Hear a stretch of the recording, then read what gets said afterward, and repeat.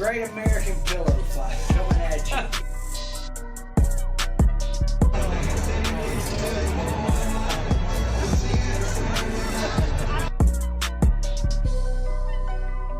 Who's that saying sweet flag? Spurs and stall, and when we all went piling out.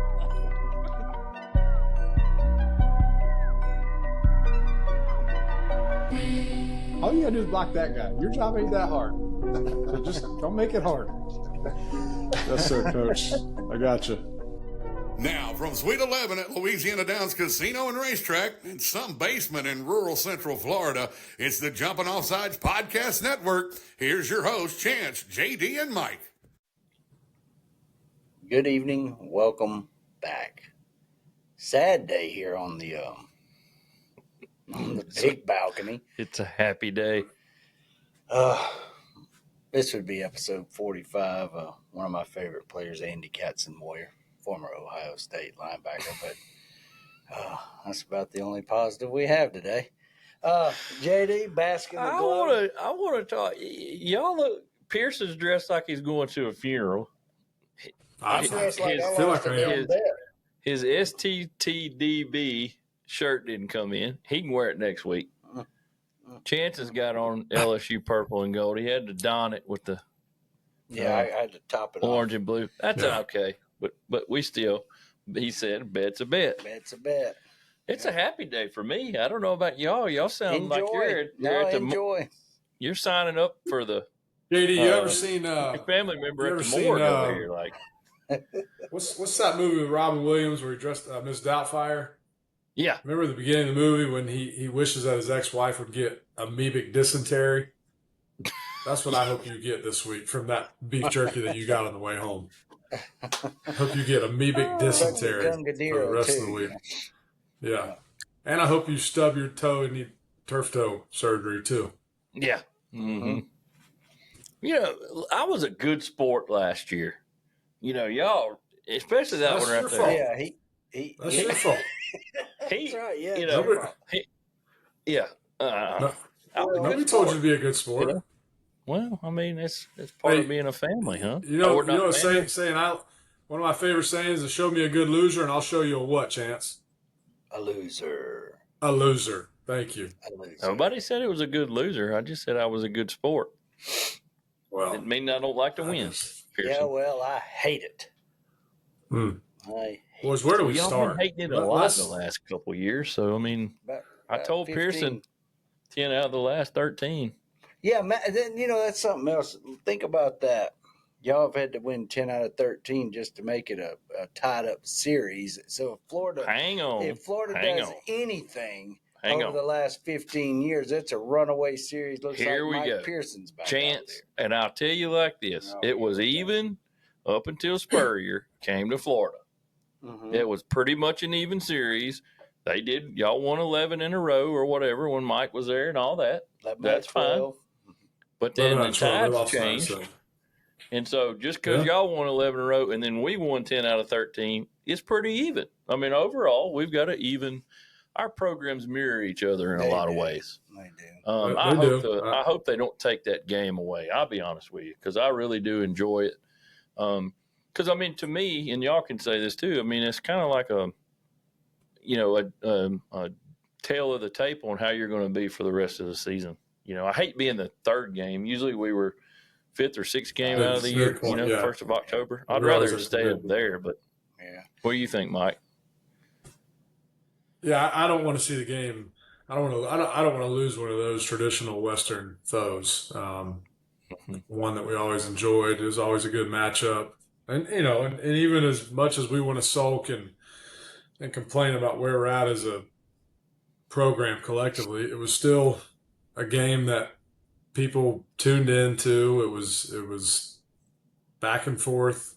Nobody was running away with it, and that's typically how those games go, especially in the last few years. So, still always a highly contested game.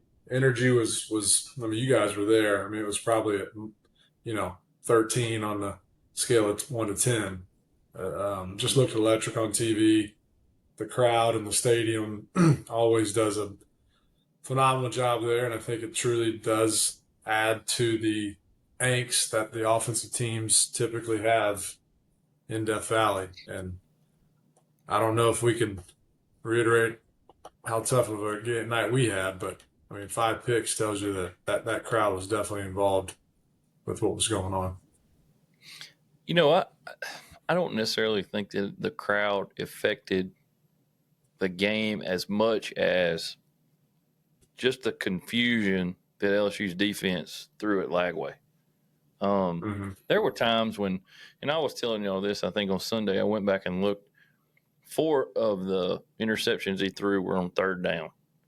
One was on first down. The last one was on like first down, I think. But it just looked like he was kind of pressing, but at the same time, he was throwing just, I mean, there were 3 people back there several times. He just throw it up like I don't know what he was seeing, because granted, they were disguising some of their protection or some of their coverages, but I mean, they weren't disguising them that much. I mean, guy runs a route and there's a strong safety and a free safety, and he just throws it over there like, what is he doing? Thank you. Well, I mean, yeah, that we'll probably get into it, but man, just some of the mechanics or lack thereof is what was concerning to me. I'll be honest, it looks like he's either stalled out on his growth or regressed a little bit. And I don't know enough from, not being on the inside. And I know there's things that they've had to deal with the last few months from an injury and, shoulder and some other things. But my goodness, to your point, like 3 out of the 5 of those picks, I don't know what he was seeing, because they were triple coverage on 3 of the 5 for sure. I mean, it was just like, hey, and it wasn't like, hey, let's fit it into this tight window because, we're kind of inside the 10 and I gotta throw a fireball. It was just let's just toss it up. And I don't know, guys, it was very disheartening from that perspective. Yeah. Well, and what I didn't understand is, at some point during the game, why didn't they at least try to give the ball 3 times in a row? Just say, here, we're going to line up. We're going to run the ball. LSU's got 2, backup linebackers in the game, basically. Make them pick. What are they going to do? And then that's when you start slipping those screens out. And you saw there were several times when he got out of the backfield and that one long play that got called back. But, I just felt, I was listening to Burns and Doring this morning, and Peter Burns said he went into the LSU Ops Center after the game and hung out with Blake Baker and Joe Sloan some, and basically they were both shocked because they thought, I mean, this is going to be a handed off to ball 35-time game. Love that, yeah. I did too. And they were like, we cannot believe that they threw the ball 48 times. So, and only I don't know if it was 10 total or he only got the ball 10 times, but yeah, I just, again, I don't know all the ins and outs of the offense. I don't claim to.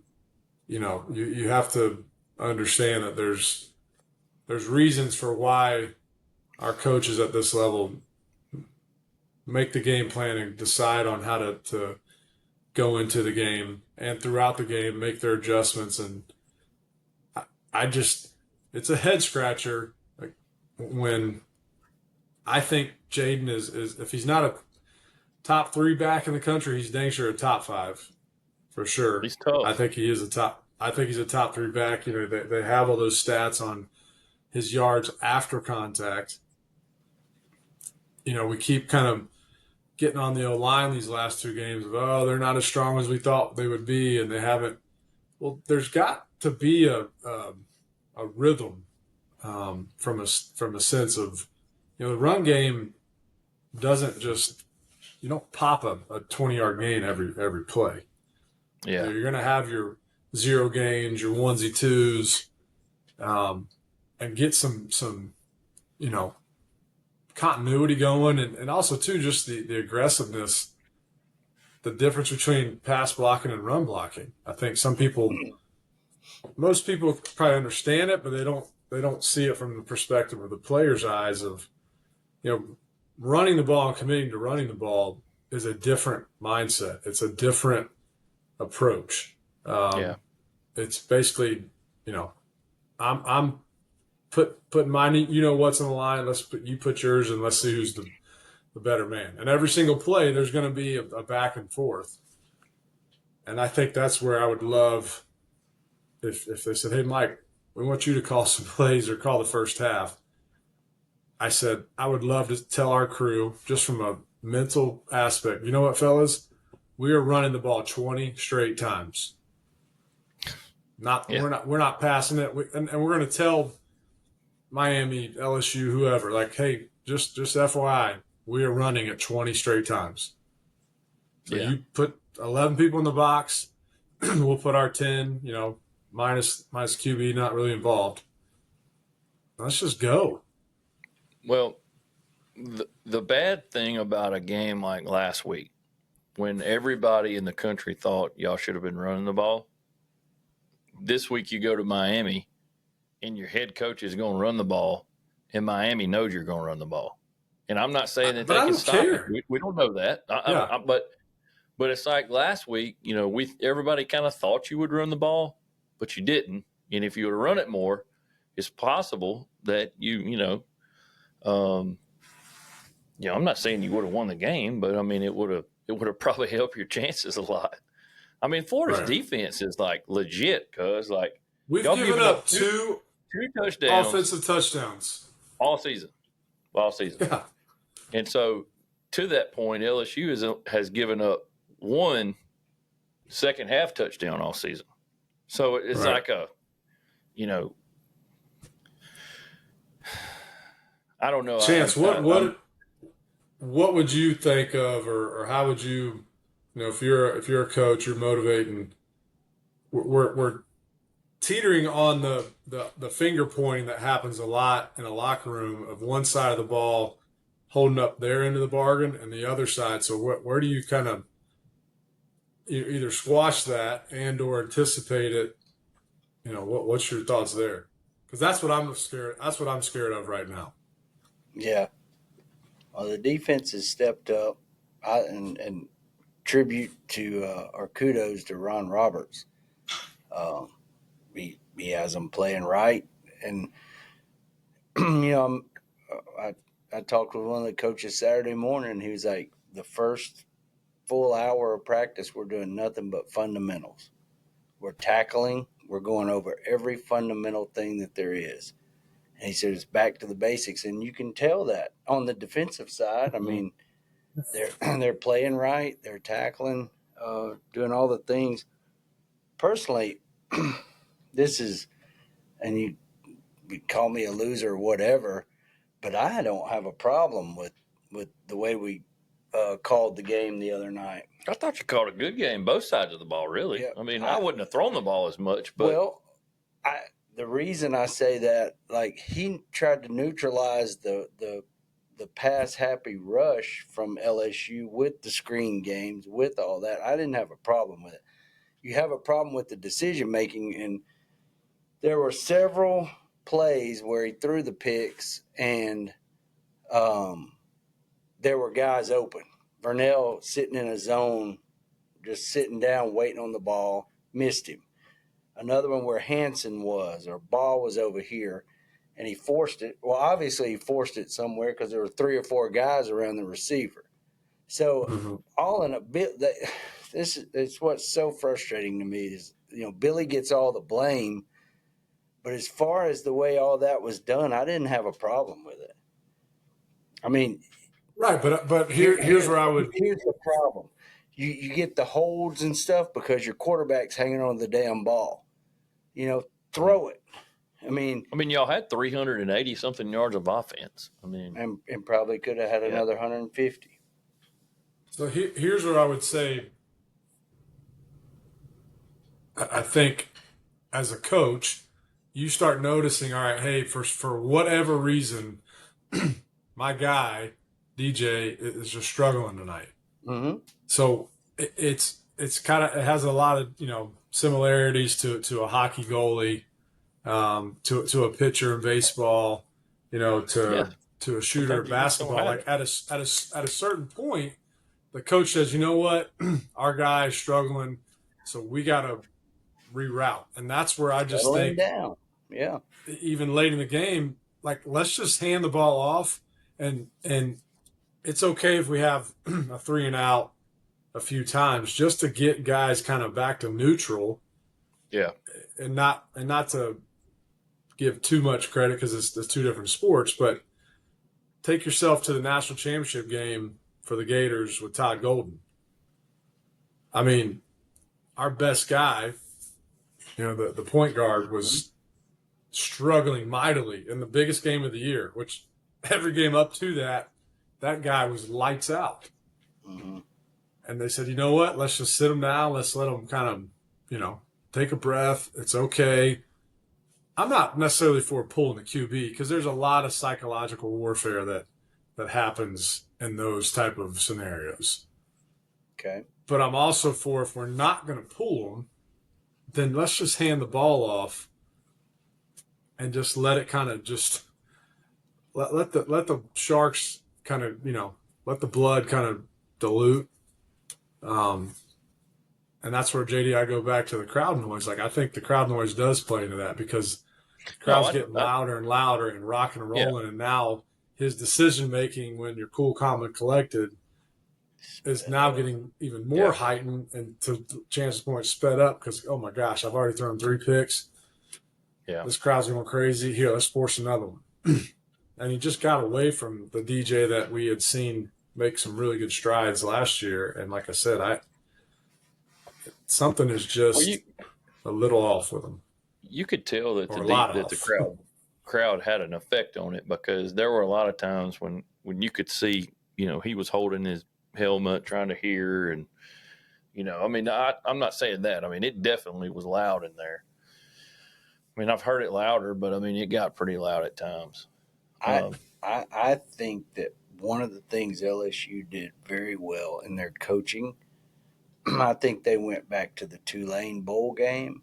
I think they went back to, there was another game that he played in where there were some mixed coverages, and they ended up like that, where it was a wad around one receiver. Like a combo. Yes. Yep. And he threw into that. And I think that was, there's no doubt that what was his name, Baker? Mm-hmm. Blake Baker.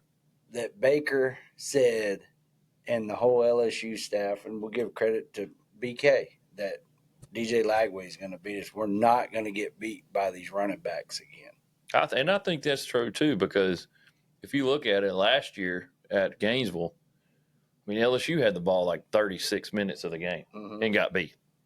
So it's kind of like a mirror, just kind of last year. Now, granted, I don't know how many sacks we had or anything like that. I know y'all didn't throw 5 picks. I think sure. No, we didn't, but we had a couple of just, stupid, plays. But one of the things I wanted to ask you about too, Mike, was, in Brian Kelly's press conference after the game, Michael Cobble from WFB in Baton Rouge asked him right off the bat, Coach, what's wrong with the running game?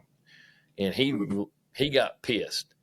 Well, I mean, I get it, wanting to protect your players, and I understand. He came out and apologized and said, I got to handle that differently. I haven't had time to watch the film. I acted out of frustration, and I understand it.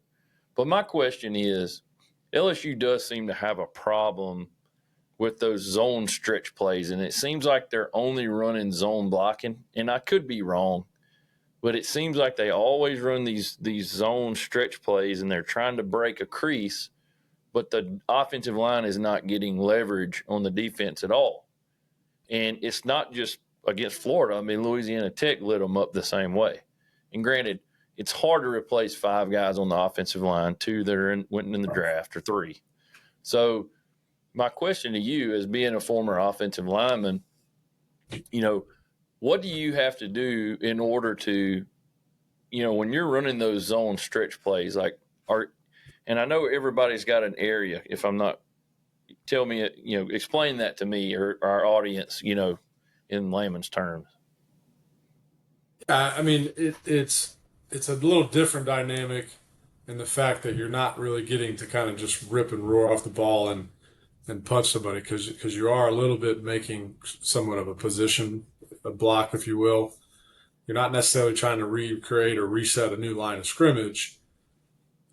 And only because we struggle with it even at the high school level of how to coach it, but your goal is really to just keep your pads and your body as parallel to the line of scrimmage as you can, to then let the running backs continue to press, and then at a certain point they got to stick their foot in the ground and go north and south. I think it goes back to new guys out there. Nussmeier has not been able to kind of stretch the field like they would like, because obviously, as I think they came out and said, he's got some sort of injury.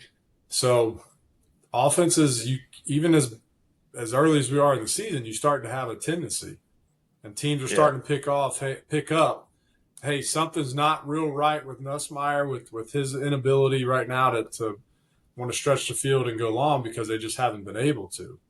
So now again, you're getting that extra defender, and those DBs are less likely to worry about getting hit over the top. So then that factors into that type of stretch and run play too.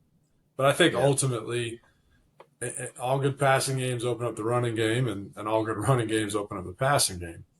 You guys have faced two of what were supposed to be two of the best teams in the country. Now, the concerning thing, I think, for maybe you guys, different than us, because we keep losing, but for you guys, you're winning. But now it's maybe heightening the pressure or the urgency on the offense, because Clemson and Florida don't seem to be very good ball clubs. I wouldn't say now that. you're kind of they're both 1 and 2. Both 1 and 2, but that don't mean they're not good ball teams. Well, until proven otherwise, I don't think we have anything to go off of, because right now, one was supposed to be a national champ or one of the odds-on favorites, and the other one was picked to be in the playoffs and had a Heisman Trophy front runner. Well, neither team have those going for them right now. So kind of which leads me to switching gears of, we obviously know Billy is or may be on the hot seat, but he's been on there for seems like 3 years now. You saw they just let go of the Virginia Tech guy. Yeah, UCLA too. UCLA got low. I mean, where do you anticipate chance if we do make a change at Florida? When does it happen? And I'm not going to say, hey, who do we want as a or who do we want as a coach, because all the names are going to be normal. Lane Kiffin, John Gruden, Urban Meyer, whoever else. But Nick Saban. Saban. What do you anticipate chance if God forbid? Well, and I'm not going to continue to say, hey, we just got to go down and compete, because I hate that word. Mm-hmm. Like, that's not what we're about. Like, if we've all of a sudden became a program where we just want to compete, then that ain't the Florida Gators that I grew up in and have come to know and love, because competing is what you do on JV football on Thursday night. I couldn't agree more. I think it's very thin.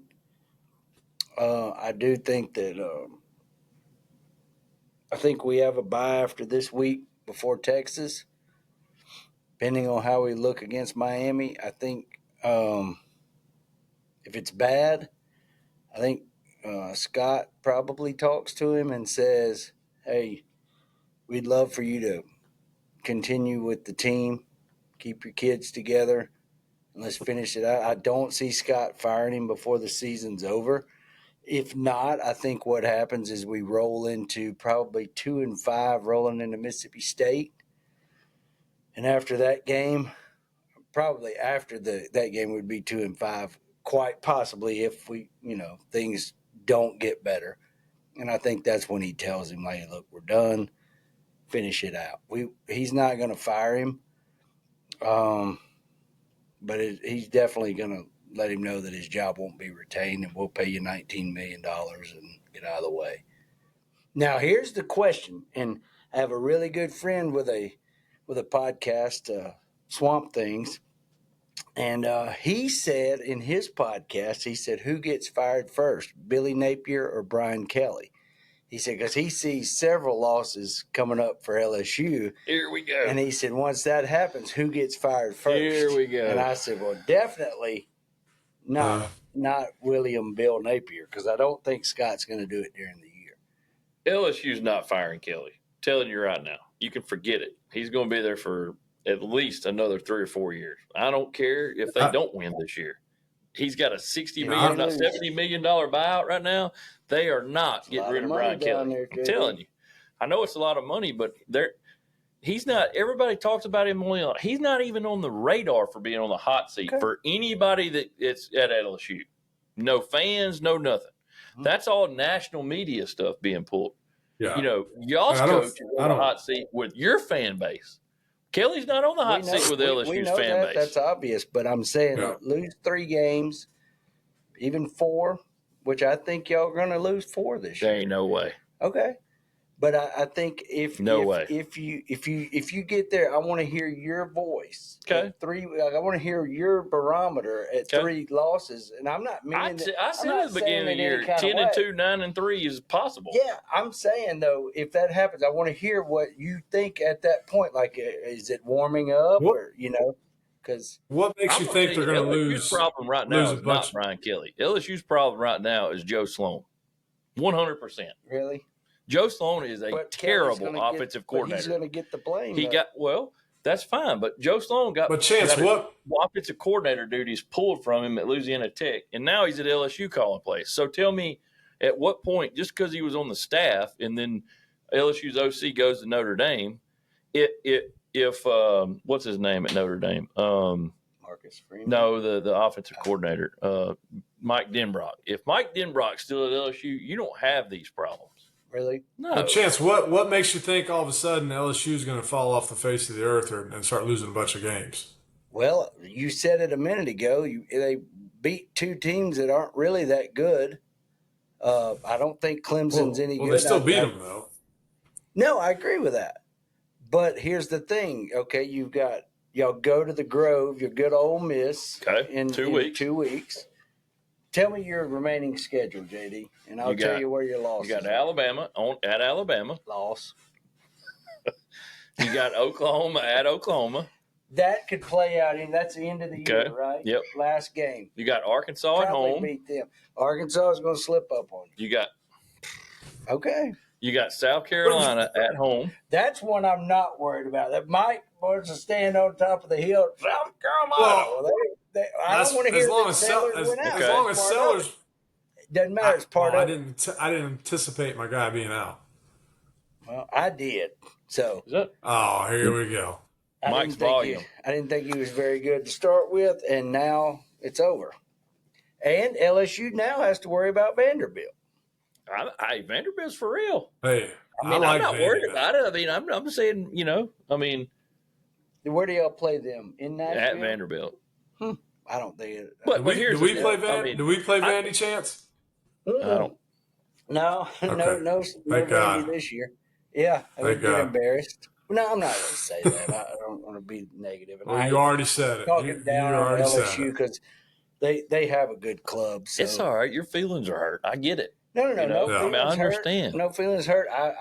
They are. Pregnant in that T-shirt. It hurts me that he's in the shape I like Billy. I agree with you 100%. I mean, the whole staff. You're like every other fan. They love Billy. Keep him. That's what everybody else has been saying all over the nation. No, don't fire that guy. Keep him. Well, yeah, they're saying that because it's a win for their club. That's what I'm getting at. No, this is why it's the greatest 12 weeks of the year. Is what we're dealing with. Here's my thing. Did y'all see what Josh Pate said on the Bussing with the Boys pod? Did y'all see that? I don't know if I sent y'all that or not. Or did y'all send that to me? I don't know. I saw it somewhere. So my question to y'all was if y'all saw the Josh Pate deal on Bussing with the Boys. So he basically goes on there and he's talking to him about going inside the Florida program. So he's been in there. The processes, everything is the player development. Everything is spot on. He said they're doing no different at Georgia They're doing no different at what they were doing in Alabama when Saban was there, at Ohio State. It's the same. It is exactly like you would want to see inside a big-time program, but they don't have the results. So, it's basically one of them situations where you've got everything you need, but your leader has to be able to coach on Saturdays, and it has to come from him. And that's my question to y'all. Billy's a great guy. He's a great motivator. He's a great recruiter. He's got everything set up down there that needs to be set up. And so from an administration standpoint, you see that and you're like, golly, man, it's like we're right there, but then you don't have the results. So what does it take to get the results? That's my question. I would be remiss if I tried to make a statement about it, because we're not on the inside. Yeah. We're not in the building. We're not there. We don't see what's happening. I kind of agree with Chance when he, talking about Shannon Snell and him kind of going off. Like, I love Shannon, played with him, great guy. He's probably frustrated like all of us are. Not so sure if those comments were the best and helpful, but I think it's just hard to put your finger on one specific thing. Like, could I make a statement of, hey, I really think that Billy should give up play calling on Saturday? I could, but that doesn't mean like we have a better option than Billy. And it's Billy's offense. Exactly. Yeah. So I don't think there's one easy solution. The solution last year was just, hey, kind of hold the line, fellas, and we're doing all the right things, and the kind of the whirlwind's coming, and rising tides raise up all ships, or however the saying goes. So is the tide coming again? Gosh, I hope so, because I unfortunately made probably the wrong statement or joke to a buddy of mine. He's a Seminole, and obviously they went through their tragedy last year. I said, my gosh, I hope one of you idiots didn't sneak in the locker room and give us the same Kool-Aid mix y'all were sipping on last year, because it's like a mirror image of kind of what happened to that program last year. Yeah. All indications was, hey, kind of had a dip like you do in a lot of the new coaching programs, and when they're building, and then all of a sudden they started doing this, and we were doing the same thing. This year, it ain't there. And yeah, but I disagree with schedule. that. That's we know what we signed up for. You can't change the schedule, but at the same time, like Florida State didn't play nobody last year. I mean, y'all were the toughest game they played for like 5 weeks. So y'all are playing like every team y'all play from here on out is ranked from last week all the way through. Outside of Mississippi State. And they will be by the time that y'all play them. Watch. Yeah. I mean, Levy's got them rolling. So yeah, I mean, if it was a simple snap your fingers and figure out the one thing, I have faith and trust that Billy could do that. But it's not just one thing. Yeah. In my opinion, I think a lot of it has to do revolves around the NIL, and I'll keep saying it, is that when you've got someone who's making $3 million, the people that are managing and coaching them have to answer to the people that paid the money. So from my chair, it's like, hey, if he pulls DJ on Saturday night and one of the backups come in and they move us up and down the field, and let's just go on the thought that, hey, we sneak out, we win the game, 24-20, whatever it is. Well, on Sunday morning, he's going to have to probably answer to whoever is our biggest money people and be like, why'd you tell us to give that kid $3 million or whatever? I don't know what the number is, but whatever it is. Yeah. Or he pulls them, puts the backup in, doesn't have any type of spark, and we still end up losing. And then he has a meeting on Sunday morning and he goes, what gives, dude? You took our best guy out and it didn't matter. Yeah. So I think NIL plays into these unfortunate instances too, where coaches have this new dynamic that a coach like my head ball coach, Coach Spurrier, all three of us know on this show, he throws that second pick, he's out. Oh God, hook. I mean, that's what I was going to ask you. Like, how quick? Back, though. But that was going to be my next point. He's going to be out. He's going to let him either settle down or say, hey, we're going to give Trammell, whoever, we're going to give Billy, whatever the kid's name is, give him a chance. If he moves us up and down the field, hey, bud, we got to let the shooters keep shooting. With a hot hand. Say what he would say, Mike. What would he tell the QB? Well, he spoke those. No, he wasn't as funny. He wasn't as funny when he got on those guys. Yeah. But yeah, I just JD to your question, going back to it, there's not one answer. There's not one thing. There's not. There's a lot of things that are going on that we're not aware of, and everything last year and going into this spring, minus DJ being hurt and not being able to get the reps, pointed to physically.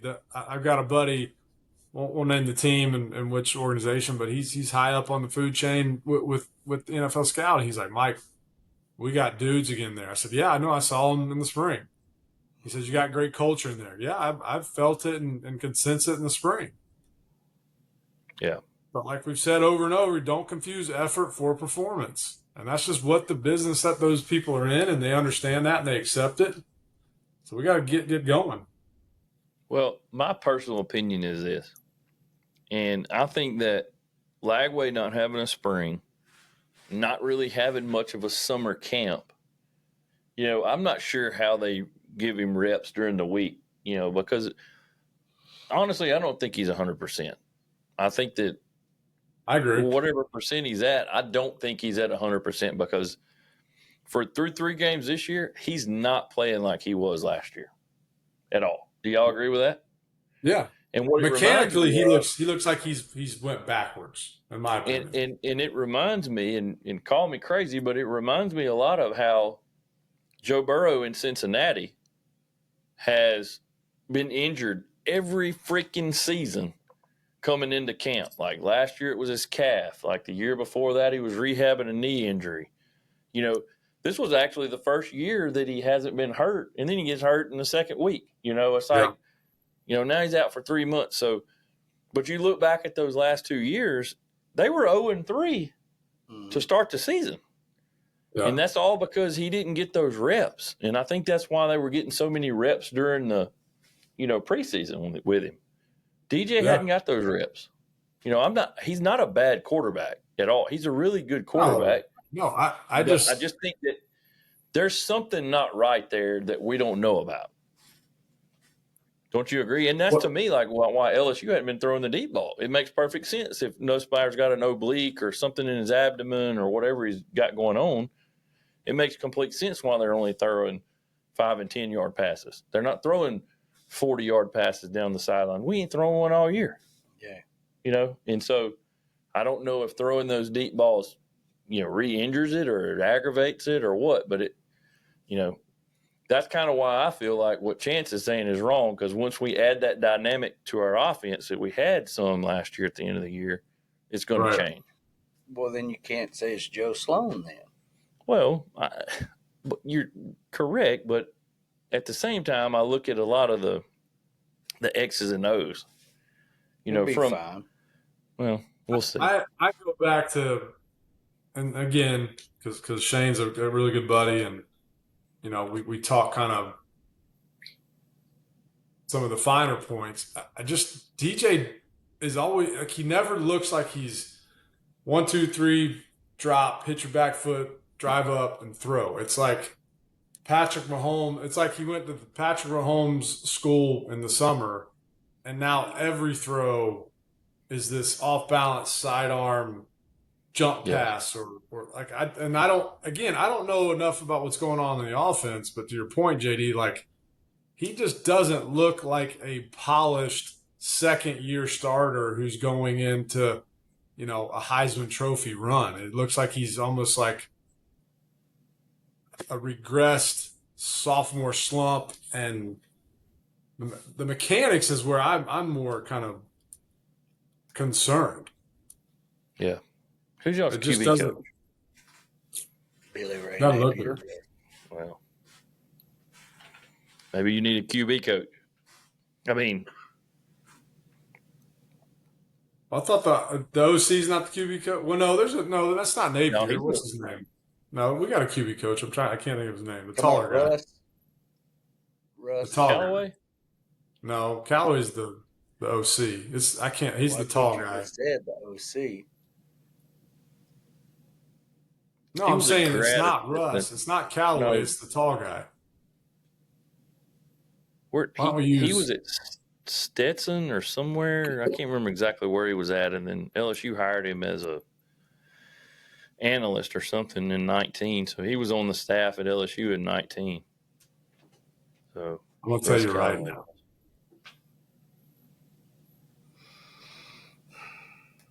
I just typed in Florida Gators 2025 QB coach, and I have like 14 feeds of who's going to be the next coach. That's not what I typed in, fellas. How about we just do coaching staff? Anyway, and my point being is I would have thought, okay, hey, if he wasn't able to throw the ball a bunch in the spring and the off season, I would have thought his footwork and the mechanics and those things would have been just polished up like nobody's business. Yeah. But they're not. And that's what I'm just kind of little very concerning. But yeah. Ryan O'Hara. There you go. Yeah. Never heard of it. Well, let's talk about some of these other games last week before we get into our picks. Tennessee. Let's talk about Georgia, Tennessee. That was a great game. How sick are the Tennessee fans this week? I'll say this. I think that they finally had a game where it was like they can see that they're matching up SEC-wise. Line to line, they handled their own. It wasn't like they just got dominated up front by Georgia like they have in the past. Now, granted, I don't think Georgia's got the lines that they've had in the past either through, because of NIL, and you can't stockpile recruits like they did forever. But Tennessee held up, and, to miss it, to lose the game on a missed field goal, yeah. I've got a really good buddy, a close friend, and funny for us because it went our way, but I will never forget, and forgive me, I think 2012, I don't remember the exact year, but it was the year that Felipe threw that bomb at the end of the game to win. Mm-hmm. Oh, yeah. And I'm kid you not, we're at the game. Pretty much they kick off to us, and we got that, 3-4 seconds left in the game. I turned to him, I said, hey, man, congrats, because he's been to a bunch of games with me where Tennessee's never won. I said, hey, man, congrats. We're having a cocktail. And he goes, it ain't over yet. I'm thinking, man, sure enough, boom. And I didn't text him. I didn't say anything on Saturday because I was with you, JD. I was like, man, they're gonna do something here tonight. They're playing well. Quarterback's playing good. They're gonna make this kick. The crowd's gonna go nuts, and same old snake bit. The Tennessee Volunteers. Yep. And I hate it too because I'll be honest, I'm so sick of listening to all the crap about Georgia. How many kids can they have that wreck vehicles and get arrested over there in a given year? But you know what? I'm just like you. I can't stand Georgia, and I can't stand them worse than I don't like Tennessee, if that makes sense. But because I don't ever want to see any of them win. I don't think it's Tennessee as much as it is their fans. Well, whatever. But you look at it. What happened? Georgia found a way to win. And that's why these teams end up in the positions at the end of the season for championships, because they know how to win. They figure it out. And that's what is so frustrating. Like, you get in those positions and it's like, well, I just don't believe we're going to pull that out. Right. But Georgia's we'll line up and make it happen. You have to learn. You do. You have to learn how to win. You have to learn. And Kirby, obviously, we joked around enough about Brian Kelly never being able to win the big one, but like Kirby, time and time again, he has taught those kids how to win, how we do things. Yeah. People say, "Oh, the defense isn't as good." Well, you win games and they're going to figure it out. Yeah. All that stuff kind of just goes by the wayside, and you continue to build that mindset of, hey, we know how to win. Here's our formula. Here's what we do. We don't wish for luck. We just go out there and win games. Right. So hopefully that'll happen sooner rather than later at the Swamp, and Gator faithful will It's coming. I'm telling you. It's coming.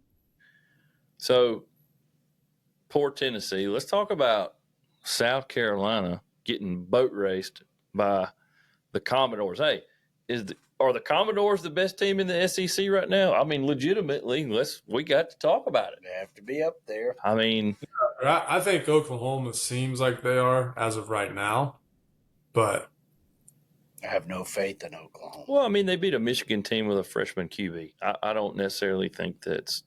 Well, Vanderbilt beat South Carolina with knocking out the quarterback. It's all that's part of the game. But he wasn't playing good before the game. For that, I mean. Well, I'm just saying in general. I've read too many clippings too, Mike. A lot like our quarterback, maybe James Jr.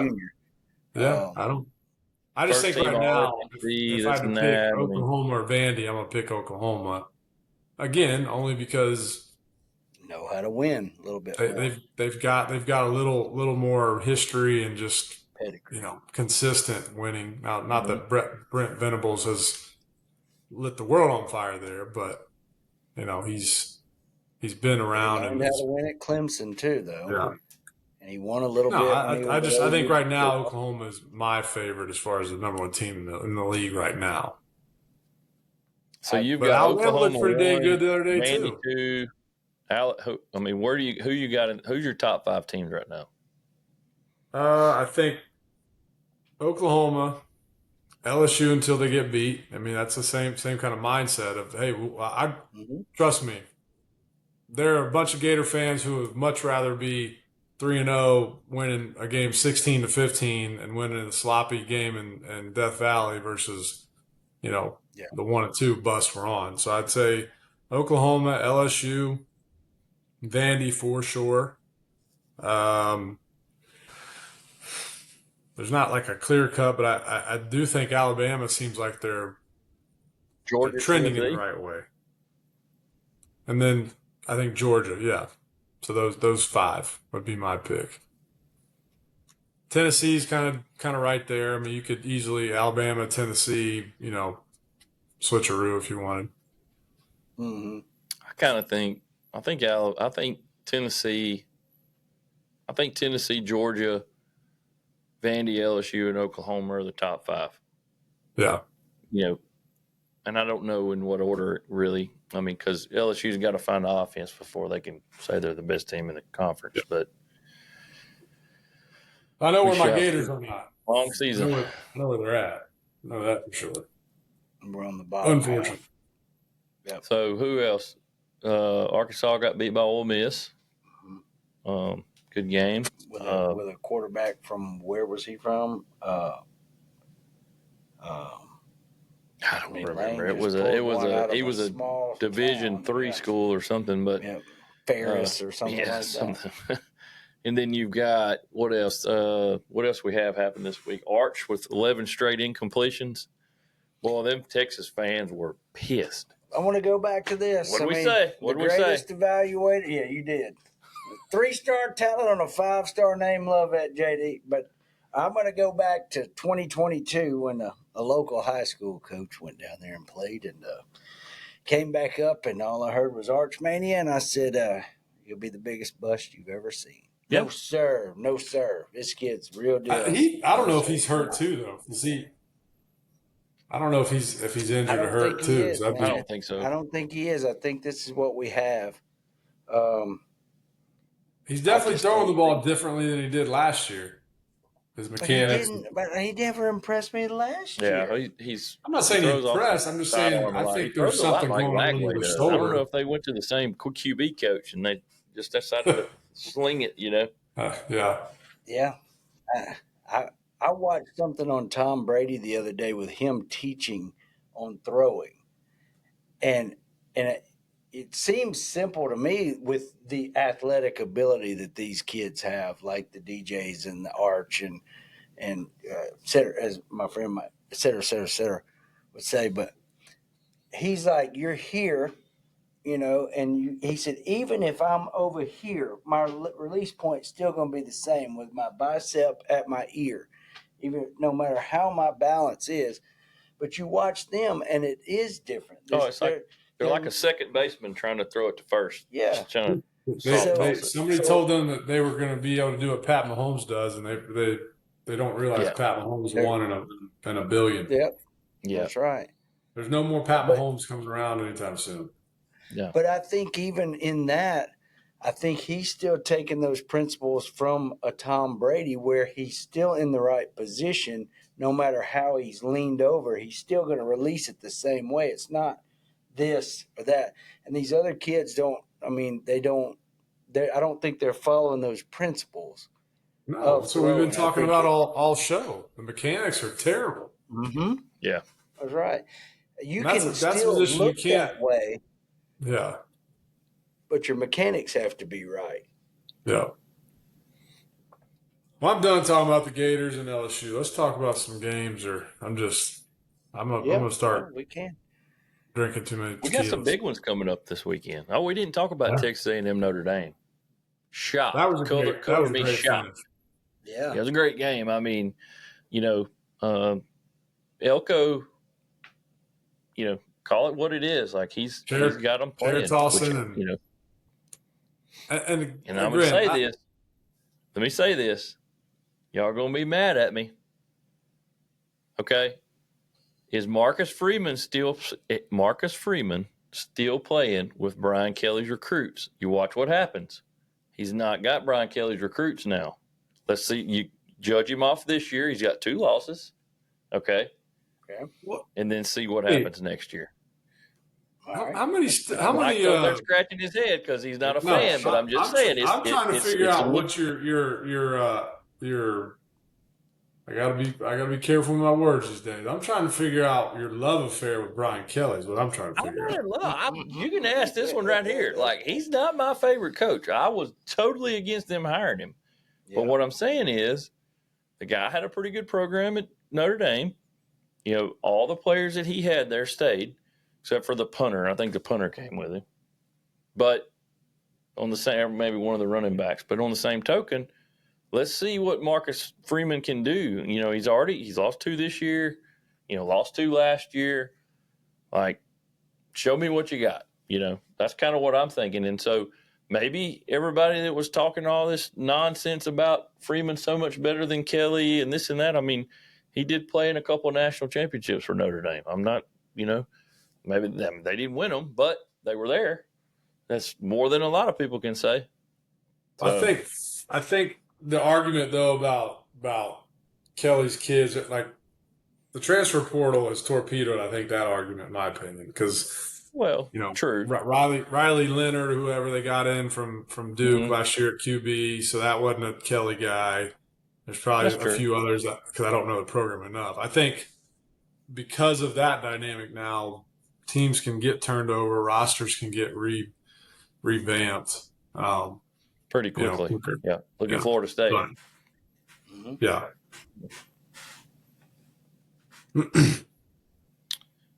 Well, what else, Chance? Who else we got? We got some good ones coming up this week for sure. Yeah, not the best week of college football, obviously, because College Game Day's in Miami for the Florida game. So that's that's because they don't have anywhere else to go. I don't know. I don't think so. Hey, I just got into the game this week. I'm just throwing names. I was checking a text out, and this was a name that none of us have mentioned, and y'all might know where I'm fixing to go. Who's a name out there that's been out there for over a year now that nobody's really been throwing around as a candidate? Is he currently coaching? Mm-mm. Not currently coaching. Coach O. Nope, and a national championship coach at that. Okay. Not Coach O. Jimbo Fisher. Oh, no. I don't want Fisher to use motors at my place. No. No, sir. No, sir. We'll tote the note. Don't want that. Shit, no. Hey, I think it's a very I'm not going to say who sent the text to me right now, and not because we're not live, so I would entertain it. I don't want Billy gone. I'm saying that first and foremost. I know that. But if things do transpire and we have to say, okay, hey, we've decided to move on, I would not be against interviewing that guy. I'll say this. If you could take Napier's offense and take Jimbo's offense and make two of them out of one, or make one of them out of both of those, you might have a pretty damn good offense. Because that's the only thing I'm saying, because I know that, from everything that I've heard, especially people that played at LSU, they said when Jimbo was there, the way he coached the quarterbacks was completely different than the way Gary Crowton coached them. Like, his whole deal was get to a spot, throw the ball, where Jimbo taught them how to read defenses. And so part of why like Matt Flynn went to the league, Jamarcus Russell did. I mean, we all know how that turned out. I mean, he just didn't care. He got paid. And yeah. But that's kind of my point with Jimbo. He's had a pretty good track record with multiple QBs. So I didn't. Was a coordinator, yes. Yeah, not a head coach. No. Well, no. Anyway. He's been around. He knows how to run a program, but I mean, well, that's what I'm saying. It wouldn't be. He would not be overwhelmed and learn from kind of too expensive and way too expensive. Because here's where I think, and Jimbo would. I don't think he'd be expensive at all, I don't think he'd have a big buyout. I think he'd have a zero buyout. No, you still would have to pay Texas A&M. Huh? Texas A&M had to pay him $70 million 2 years ago. He'd have a zero. You have to pay them some of that back. No, you just pay the difference. You don't pay them. The year. Yeah, you just pay the difference. So, like, case in point, if he's owed $30 million for the next, I don't know what the number is, and Florida says, "Hey, we're going to pay him 20," well, then A&M only owes him 10. So it's not like you pay the school. It's just you pay. Negotiable. You're going to pay. Not only are you going to have to pay Napier the $20 million buyout, you're going to have to pay all of his staff. So you're probably looking at another 10. So now you're at 30, and then you're going to have to pay Jimbo 20. Let's just say 20 million of his buyout, which I think is probably 50 at this point. But so you're going to have to pay. You're looking at 50 million just to get him the coach. So I think Jimbo is kind of, he's set. So he's probably going to say, "Look, guys, y'all pay me what you think. Make it all in bonuses." Mm-hmm. Anyway, we can move on. I just thought it was an interesting. That's the first time I've kind of thought about that name in the mix. Yeah, let's don't think about it again, Mike. Bring Bobby Stoops back. Bobby's done. That guy's loving retirement. Yeah, he's done. He ain't coming back. And I don't want to. Well, I'm not going to say that. This is a discussion that we'll have when the time comes, but I don't even want to talk about it right now. Yeah, I'm telling you, it makes me ill to think about Billy not being. No, I'm not. Yeah, I'm not for it or advocating. I would rather us not have to go that route. But at the end of the day, got to win. We have to win. And Billy would say that if he was getting interviewed. And here's another question. Here is another question. Hit me. Wins out. He wins out, gets us to the playoff. We get beat first round of the playoff. Doesn't look the best. It looks like another one of those sloppy games where it just can't get off high center, and we lose in the playoff. Do we retain Billy? Absolutely. Yeah, Chance, that was the dumbest question and scenario you could have ever brought up in your life. Yeah. Don't do that. No, because I'm. No, that was dumb. I don't know where you were trying to go with that question.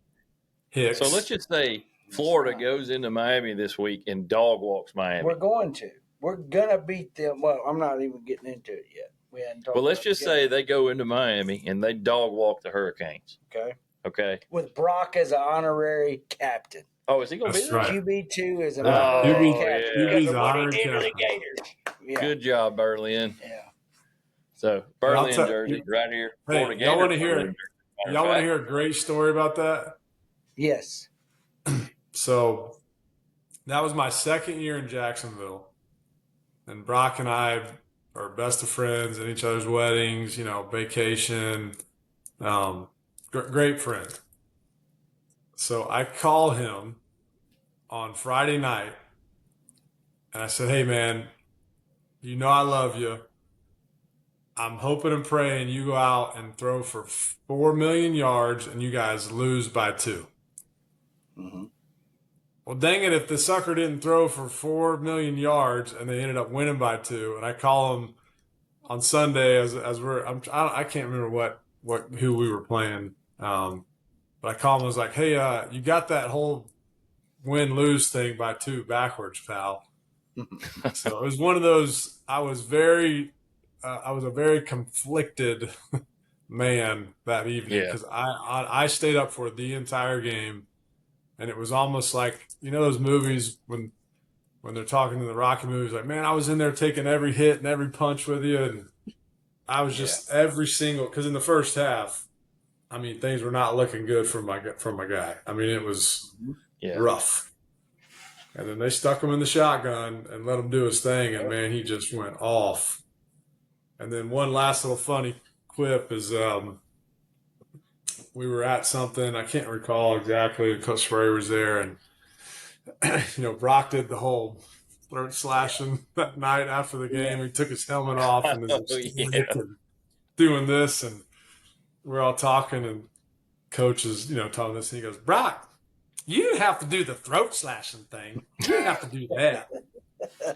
You could have cheered in any way you wanted. You had a good game. You didn't have to do no throat slashing. So QB is going to be the honorary captain.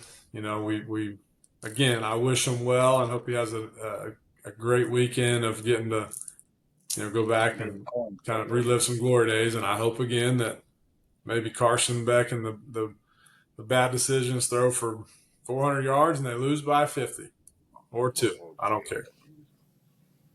Yeah. Anyway. Yeah. Well, y'all want to get into some games? Yeah, let's go. Let's go. Picks. Yeah. All right. Hey, JD, you want to show how our boys sent the games out this week for us? Guys, hang on. Yeah, I'm gonna get that. Let's get here. Here you go, folks. Just so our viewers know, like we always do a spreadsheet every week.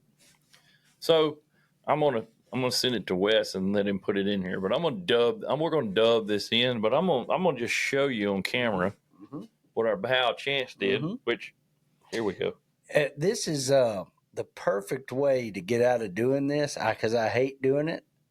I hate doing spreadsheets. I hate doing all this. So I'm gonna continue to do this. I'm gonna make it harder and harder for y'all each week. You ain't either. No, so, you ain't. Yeah, I sure am, Mike. I swear to God, my 3-year-old can probably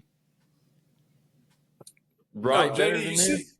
JD, you see what he's doing here, right? He's pulling the old flim flam husband wife. I'm gonna do the laundry wrong and the dishes wrong, so she don't ask me to do it. Somebody else has to do it. Like I did them all last year. Well, congratulations. That ain't happening, partner. Okay, well then don't bitch about the way I do it. Or pay Wes to do it, something. But I'm done. I'm gonna make this just as hard as I can for both of y'all. You just wait. You just wait till I'm back in your town. And you're not coming back up here. Just tell us you don't know how to turn your laptop on without telling us you don't know how to turn your laptop on. I don't carry a laptop. I'm totally coming back to Squire Creek, and me and Choo Choo are gonna go play a little golf. Okay. Y'all see where Choo Choo got on TV, huh? Oh, yeah. Yeah, Choo Choo got on TV at the Saints game. He and Muffin. Did he really? Yeah. Yeah, he was on TV at the Saints game. Yep. Choo-choo, we love you, free man. ads. No free ads. No free ads. Yep. Best human being in the state of Louisiana, right there. Choo-choo. Couldn't agree He's a more. good one. All right, take it away over there. All right. So we have the big money school at Texas Tech going all the way up there to Mike's country of Utah. And 17th-ranked Texas Tech against 16th-ranked Utah. Utah is favored 3.5, and the over-under is 58.5. Michael, take it away. I just love the Utes. I like I can't even think of the coach's name right now. I just saw him on an interview. Kyle Whittingham. I love Kyle. I think if this is his last year, he's going out with a bang. I'm taking the Utes. I think they cover that. I mean, it's 3.5 at home. I take them to cover, and only because I don't know. Obviously, I haven't been keeping up with Texas Tech. I know they spend a lot of money. I think this time of year is when the offenses kind of start clicking, so I'm going to take the over. Ooh, I like that. I'm going to take Utah. I'm going to take Texas Tech to cover, and I'm going to take the over with you, Mike. What you, Chance? I'm taking Wreckham Tech to win. That was for Brad Jerkovich. I'm taking, obviously, them to cover, and I'm taking the under on that. But I am a Joey McGuire fan, and I like what he's doing up there, and they have the money and the horses now, and I think he beats Utah. Gets going. You didn't want to cord. Nope. Oh, hey, can I just make one more comment, too, that I'd like something Billy Napier to do for us, Gator Faithful? Yes. And maybe check. Can we get some orange and blue on his body during a game, please? I knew you were that about black. to say that. Come on. What is that? It doesn't matter. Stop. I like the black. Yes, it does matter. It matters that we took the block F off the field, number one. Well, he didn't have anything to do with that. I didn't say he did. I know, but I'm just telling you. I'm just a big believer. I'm just a big believer, and there's certain things that I get it. Not even tradition. Wear some freaking blue and orange. You can wear black slacks. What do you do? I mean, he's got the logos on there. There's blue and orange. He's got black. I like it. Stay with Billy. He's got about a quarter of an inch of blue and orange on his body. Keep it up. Keep up the black. It looks good. Johnny Cash was a rebel too. So yeah, there's only one man in black. Oh, y'all still doing that podcast? Well, I mean, he still follows. Oh. He has a Carson Beck in the Bad Decision shirt, too. Yeah. Probably going to be wearing it around the old facilities this week, too. I'll get a picture of it. I bet you does.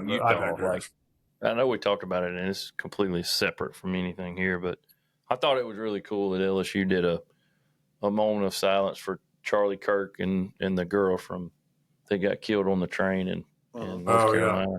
That was really cool. And it was really cool to hear the crowd, like, just, man, they cheered. Yeah. Like, it was like, it's glad to see something like that as accepted, and especially by young people, So I just thought I'd throw that in there. There you go. Moving to the next game, not to just gloss over that, JD. No, I completely understand. The Civil War is played in week number 4 now. Ooh. Oregon. Different conferences, that's right. Yeah. So this is the Civil War. Oregon's number 6 in the country.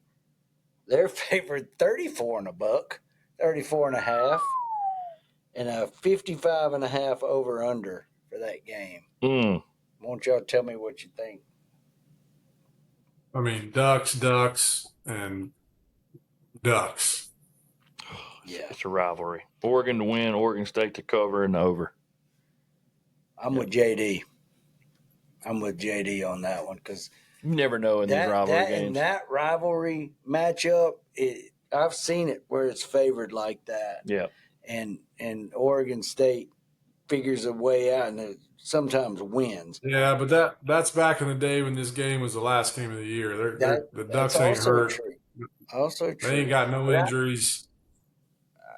if they can cover, they get to the over under. But I don't think they cover. I'm with JD. Oregon State, and I'm gonna take the under. All right, Auburn versus Oklahoma. I think the Boomer Sooners wear them out. I think they cover, and I'm gonna actually take the under on this one.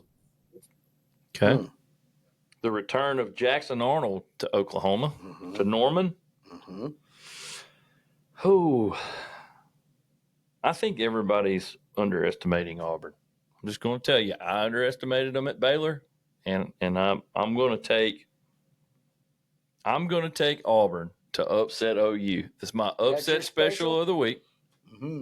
Auburn to upset Oklahoma. Speaking of upset specials, who did I pick to upset whom last week, Mike? You remember that? It was probably Vandy in South Carolina. That's who I picked. Yep. So I'm going to pick Auburn to upset Oklahoma. How does that work on the cover? Who do I pick to cover, Mike? Oh, Lord, here you go. The guy picks one game correct, and now all of a sudden he's I'm gonna pick Jimmy Auburn the to Greek win. or whatever the heck that Auburn guy's to name cover is. the under. Yeah. Okay. Trust me, if our sports people listen to you for their bets, they'd be poor and out of a house right now. And we do a disclaimer, folks. Don't ever take our advice. Do not. Yeah, we're doing it for fun. And if you have a problem, call the old gambling hotline. Please gamble responsibly. Well, I got to take this call real quick. Hey, bud, we're doing the podcast. I'll call you right when I'm done. All right. That's my boy from West Point. You know I got to take that call. Yeah. No doubt. I was hoping that's who that was. Yep. Yeah. I like Tulane. Oh, you ain't picked yet. I like OU to win. I like Auburn to cover, and I'll take I'm kind of like JD on the under. But gosh, man, I think if Auburn's gonna cover, I think I'd take the over. So you think if Auburn covers that they win? No, I think it'll be over if they cover. Okay. Yeah. Because they're going to put some points up. And I think this is a game where Napier, whatever his name is, I think it's one of those hard to get going, kind of rough. It's SEC. It's an SEC game, bro. Yep. Like, and it's different. Go over the top. Auburn's got the studs too. So, and this isn't Temple. So, I think everybody. I ain't kicking these Big Ten games that Chance threw on here either. So I ain't doing that either. Okay, well, let's go to Tulane at number 13, Ole Miss. Ole Miss give me the Rebs 11.5, 61.5 over and under. Give me the Rebs to win, the Green Wave to cover, and I'm gonna take that over. I'm gonna shock the world. You have a chance to be wrong here, Mike, and I like Ole Miss to win. I like them to cover, and I think they stay under. I don't think Tulane's going to score the points, and I don't think Lane's going to get over 61.5. I think Ole Miss is going to win, but I think Tulane is going to keep it very close. Okay. They played them tight last year in New Orleans. That's true. They did. And so I think Tulane's got a really good QB this year.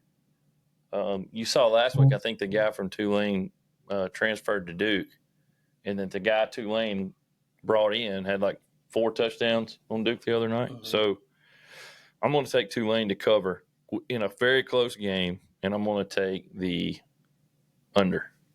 Okay. I like that. I like it. Yep. South Kakalaka and Missouri. I'm devastated, boys. Devastated. Ooh, Missouri's 11.5, huh? Good. Is QB1 for South Carolina out this week? Don't know. Sellers? Can I hedge this bet? And I'm going to say if he's out, I'm taking Mizzou. But if he's in, I'm taking South Kakalaka. You absolutely can. I hope you do.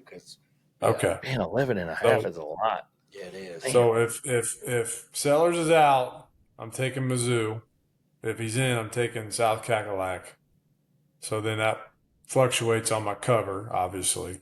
But I would say, I guess either way, I'm going to say that South Carolina can cover, whether obviously I pick them to win, they're covering. But if if Sellers isn't playing, I still think they can cover. Okay. And then I'm going to take the under. Okay. I like Missouri to win, Missouri to cover. And I think they go over. It's in Missouri. It's going to be a sloppy, slow-down game anyway for South Carolina. Mizzou's. What time is that kick? Is it noon? I'd have to go back and look. My apologies there. My spreadsheet didn't work on that one. But I couldn't get the game time on there. I think but in Chance's defense, he's got some pretty decent handwriting. I'll give him that. Thank you, buddy. It's come a long way. I've always especially after sleeping under Mama's bed and trying to find his keys when he was a senior in high school. Doing homework. Aren't you cute? Says South Carolina QB Lenore Sellers' status for game at Missouri remains uncertain. Yeah. Here's a little side tickler too. I'm going to say he's going to play. I'm going to take South Carolina to win the game, and I'm going to take the over. Does our boy Beamer go back home to VTech? No. I don't think he will. I don't think so. I mean, why would you leave South Carolina to go to Virginia Tech? Really? Just because it's home don't mean it's the right place, you know? Country roads, take me home to a place. I know it's West Virginia, but just follow me here.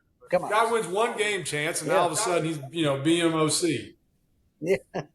One game. One upset special. Jeez. And here he goes. I do want to pick this one, even though it's a Big Ten game, Mike. I want to pick Illinois and Indiana. I think that's going to be a huge game. Mm-hmm. Fat Bert's really got the Illini playing well. We know what Kirk Cignetti can do. Google me. Indiana's a 5.5-point favorite. The game is at Indiana in Bloomington, 52.5 over and under. What y'all got on that one? Oh, I ain't wasting my time on Big Ten. Y'all go right ahead. Okay. No chance. Illinois to win and cover and under. I think Indiana will win. I think Illinois will cover, and I think it'll be the under. Okay. I'll just Google it like Cignetti tells everybody to do. Better Google me. Just Google me. Google me. I hit dingers. That's right. All right, last game. The 1 and 2 Fighting Florida Gators. If you'd like. At number 4, Miami. The Hurricanes. Miami is a 7.5-point favorite. Over and under is 51.5. Jumpin Offsides podcast has these shirts for sale. You want to get these. This is a Carson Beck and the Bad Decisions, like we say about him. If he had a band, that's what it'd be called. You get your very own Jumpin Offsides premium logo on the back. These are on sale this week and for the rest of the season. We want you to have them as Florida and Miami go down there. Carson Beck and the Bad Decisions. It's an NCAA World Tour this year. And, it's bad decisions all over the ballpark. So, which girlfriend, which car is he going to rock? All kind of just. Is he going to throw the ball to the wrong team? Yep. One of the twins is like, guess who got me this car? Well, we know who got you that car. Yeah. Oh, yeah. What's his name? Yep. What's his name? What's his name? Yeah, you know him. Man, I wish I was one of those NIL girls. Man, I would just be getting all of this. Yeah. I'm kidding. That's a bad joke. I'm sorry. What did Lionel tell us last week?